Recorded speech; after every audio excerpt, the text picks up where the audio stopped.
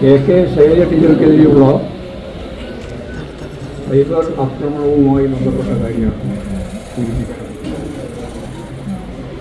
വടകരയിലെ LDF സ്ഥാനാർത്ഥിയും മുൻ ആരോഗ്യവകുപ്പ് മന്ത്രിയുമായ സഖാവ് കെ ശൈലജയ്ക്ക് നേരെയുള്ള അതിക്രൂരമായ സൈബർ ആക്രമണം ജനാധിപത്യ കേരളം അതിശക്തിയായിട്ട് പ്രതിഷേധിക്കുകയാണ്. കേരളത്തിലെ ഏറ്റവും മുതിർന്ന രാഷ്ട്രീയ നേതാക്കളിൽ ഒരാളായ സഖാവ് ശൈലജ ടീച്ചർക്കെതിരായി അശ്ലീലം പ്രചരിപ്പിച്ച് അതൊരു ഉപകരണമായി ആക്രമിക്കാൻ UDF ശ്രമം കേരളത്തിൽ വില പോകുന്നതല്ല എന്ന് വ്യക്തമാക്കാൻ ഞാൻ ആഗ്രഹിക്കുകയാണ്. കേരളത്തിലെ ജനാധിപത്യ സമൂഹമാകെ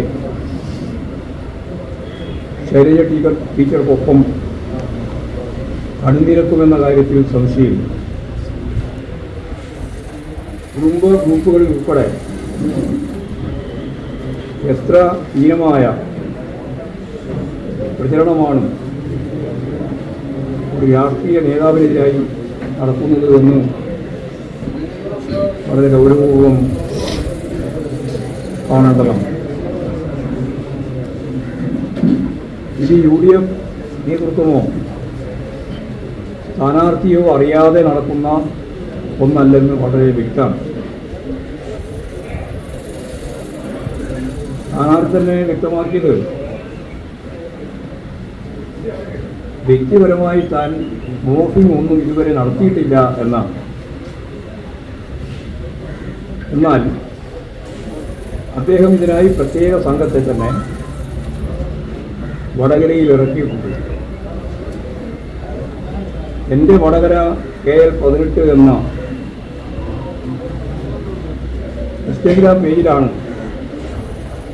ഏറ്റവും മോശമായ രീതിയിലുള്ള ചിത്രങ്ങൾ പ്രചരിപ്പിച്ചത്.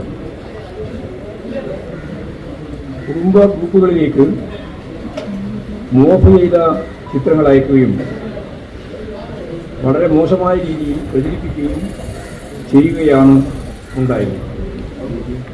ഒരു മറയുമില്ലാതെ സ്വന്തം ഐഡിയകളിൽ നിന്നാണ് UDF പ്രവർത്തകർ ഈ പ്രചരണം നടത്തുന്നത്. ജനങ്ങളുടെ നിശ്ചയദാർഢ്യം തിരിച്ചറിഞ്ഞ UDF രാഷ്ട്രീയമായിട്ട് നേരിടാനാവില്ല എന്ന് ഉറപ്പായപ്പോൾ നിരവധി വഴിയിലൂടെ ചാനലുകളെയും ഇതിൻ്റെ റിപ്പോർട്ടിൻ്റെ ഭാഗമായിട്ടുള്ള കാര്യങ്ങളെയും എല്ലാം ഉപയോഗിച്ച് മോർഫ് ചെയ്ത ചിത്രങ്ങളും പ്രചരിപ്പിച്ച് ഒരുതരം മാഫിയ സംഘം പോലെ UDFിൻ്റെ താണ്ടി UDF നേതാക്കൾ സ്ഥാനാർത്ഥിയുടെ അറിവോടുകൂടി തന്നെ ഇത്തരം പരിപാടികൾ ആസൂത്രണം ചെയ്ത് മുമ്പോട്ടേക്ക് പോകുന്നത് ഹീനമായ ഒരു ഇലക്ഷൻ പ്രവർത്തന തന്ത്രമാണ്. നമുക്കറിയാം, കൃത്രിമമായ രേഖയുണ്ടാക്കുന്നതിന് നേതൃത്വപരമായി പങ്കുവഹിച്ചിരുന്ന യൂത്ത് കോൺഗ്രസിൻ്റെ പ്രസിഡന്റ് തെരഞ്ഞെടുപ്പുമായിട്ട് ബന്ധപ്പെട്ട പ്രശ്നത്തിൽ എങ്ങനെ കൃത്രിമ രേഖയുണ്ടാക്കി എന്നുള്ളത് ഇപ്പോഴും കേരളം ചർച്ച ചെയ്ത് പൂർത്തിയാക്കി.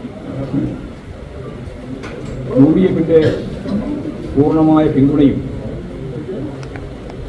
നേതൃത്വം ഞങ്ങളോടൊപ്പമാണ് എന്നുള്ള ബലത്തിലാണ് ഈ അശ്ലീല ആക്രമണം അവർ സംഘടിപ്പിക്കുന്നത്.